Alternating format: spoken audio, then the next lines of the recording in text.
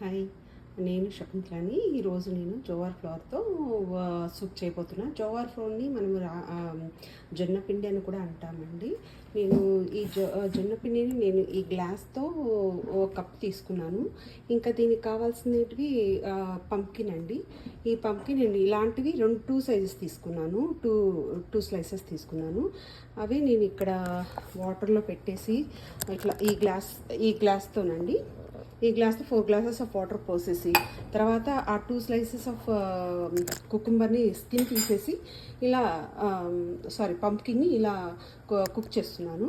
ఇలా కుక్ చేసిన తర్వాత మనం ఇలా ప్రెస్ చేసి చూస్తే కుకుంబర్ ఈ పంప్కిన్ వచ్చేసి ఈజీగా లోపలికి వెళ్ళిపోతుంది. చూడండి ఇలా. సో ఇలా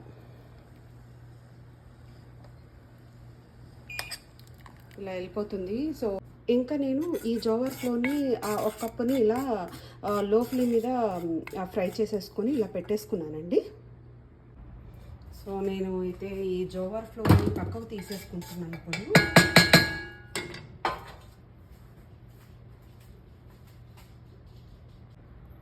సో ఈ వాటర్ని నేను జల్లిగంట తీసుకొని ఒక బౌల్లో అయితే వంచేసుకుంటున్నాను.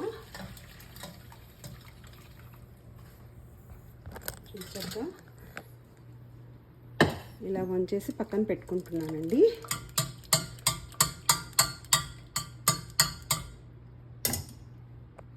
ఇప్పుడైతే నేను ఆ గుమ్మడికాయను, కొరియాండర్, జోవర్ పౌడర్ ఫ్రై చేసుకున్నాను కదా, ఆ పౌడర్ని ఇందులో వేసాను.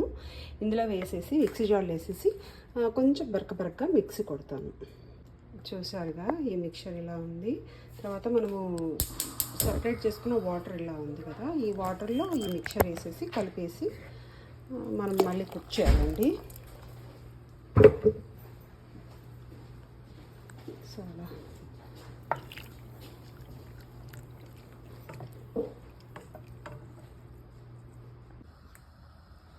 తర్వాత ఇలా సూప్ రెడీ అయిపోతుంది. ఇందులోనే కొంచెం ఆయిల్ వేసేసుకున్నాను. ఆయిల్ కాదు, బటర్ వేసేసుకున్నాను. బటర్లోనే కొంచెం ఇలా జీలకర్ర వేసాను. వేసి ఇలా కాగుతున్న సూప్లో కొంచెం సాల్ట్, మనకు కావాల్సినంత సాల్ట్ వేసేసుకోవాలి. సాల్ట్ వేసేసుకొని ఇంకా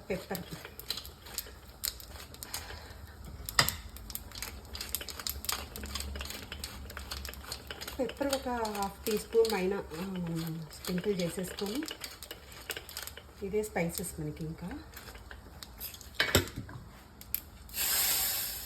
సో ఈ తిరగమాతని ఇట్లా పైన వేసేసుకోవాలి.